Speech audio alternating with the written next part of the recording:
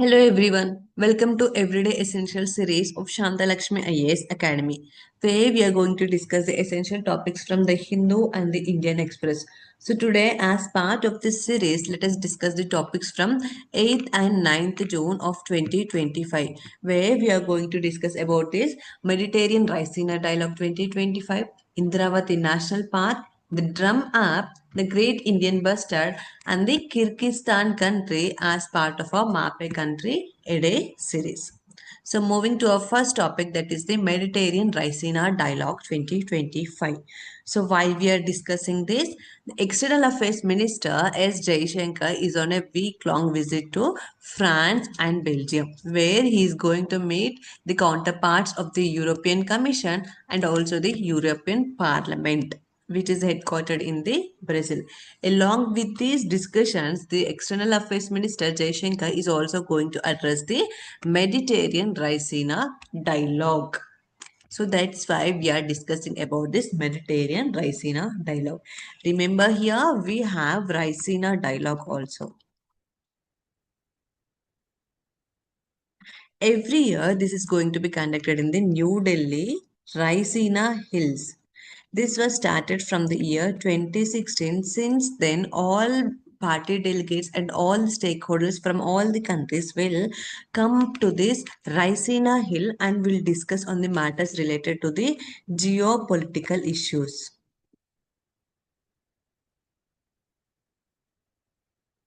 So, in the same way, Mediterranean Raisina Dialogue is also going to be conducted from June 12th to 13th, where our External Affairs Minister Jaishankar is going to address.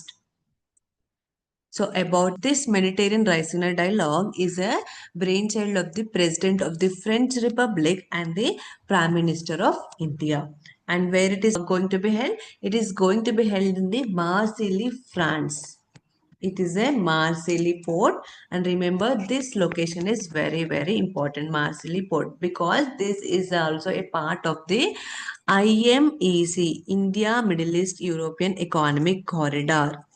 So now go and check what is this IMEC. This Marseille is also a part of this IMEC. So that's why this Mediterranean Raisina dialogue is important. And who are the hosts who are conducting this Mediterranean Raisina dialogue?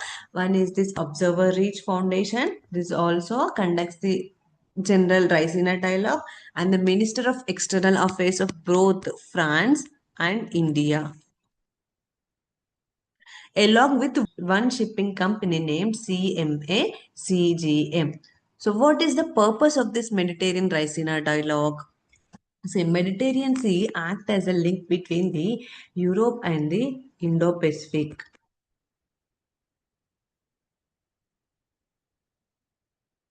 So, to avail the benefits of this Mediterranean Sea in a more strategic manner, that is, to chart a new course for this Mediterranean cooperation in the areas of shipping,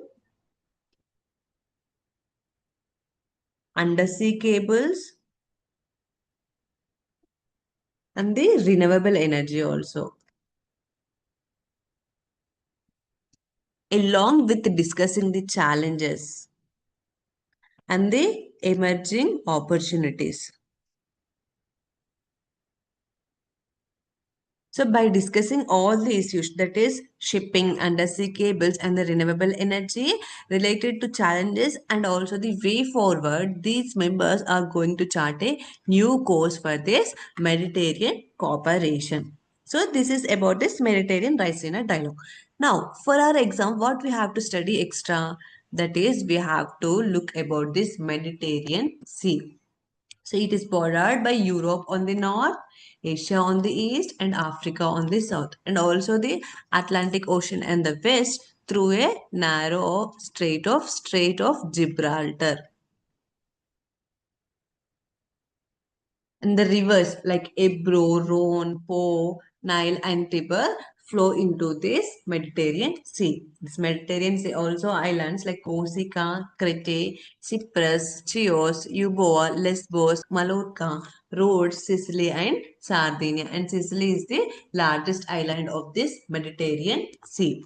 And these Mediterranean waters are more saline compared to the waters of the Atlantic, and it provides the continuous movement of water from the Atlantic into the Mediterranean Sea and vice versa through this Strait of Gibraltar. So this Strait of Gibraltar connects this Atlantic and the Mediterranean Sea, where the movement of water is flown between Atlantic and the Mediterranean Sea through this Strait of Gibraltar.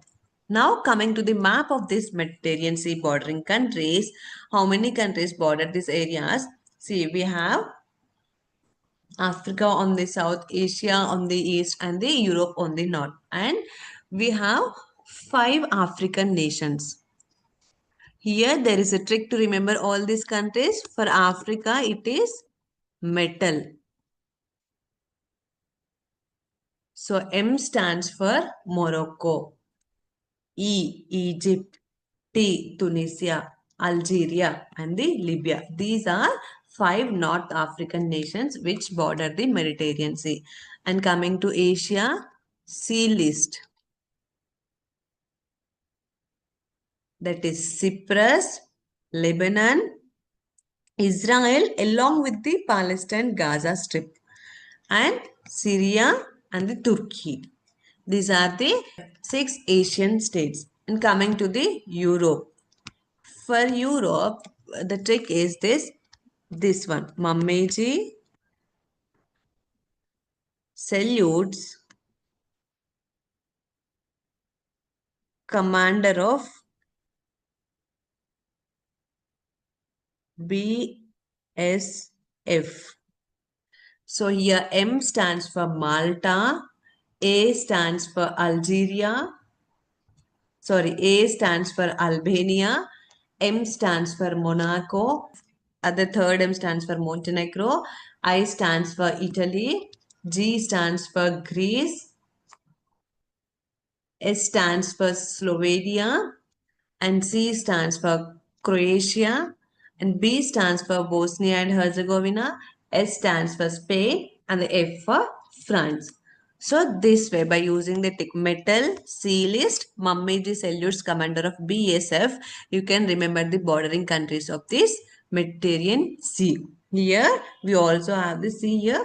This Mediterranean Sea also borders with this Adriatic Sea, Ligurian Sea, Tyrrhenian Sea, and Sea of Crete, Aegean Sea, the Black Sea, and the Alboran Sea also. So moving to our second topic, that is Indravati National Park. So why we are discussing this? See, India as a part of the Naxal Mukt Bharat Abhiyan, Naxal Free Bharat is taking many combat operations. So, as part of this operation, the security forces have recovered bodies of five more Naxal Maoist cadres during the ongoing anti-Naxal operations in the Indravati National Park. So that's why we are discussing about this Indravati National Park. So this Indravati National Park is situated in the Bijapur district of Chhattisgarh. It is declared as a national park in the year 1981 and a tiger reserve in the year 1983. And it is one of the two project tiger sites of this Chhattisgarh. And the other project tiger site in the Chhattisgarh is the Udahanti Sita Nadi. And the name of this Indravati National Park comes from the river Indravati. This Indravati National Park is home to endangered wild water buffalo. We find this rare wild water buffalo in this Indravati National Park only. And coming to the vegetation of this park, those are tropical and the moist deciduous forest. Moving to a third topic, that is drum app. So what is this drum app? This app is helping commuters to pick up the greener routes on the road, that is the pollution free routes. So we'll see what is this drum app. This drum stands for Dynamic Route Planning for Urban Green Mobility. Urban Green Mobility. And it is developed by the IIT Kharagpur researchers. And what is it? It is a web-based mobility application which suggests real-time route options based on pollution, energy, speed, and the distance metric. So by measuring this pollution, energy, speed and the distance metrics, this drum app developed by the IIT Kharagpur researchers will suggest the real-time route options. And it gives the 5 route options. Those are the shortest, fastest, and the third one is the least exposure to air pollution, the least energy consumption route, and all the combination of 4, it gives us the suggested route.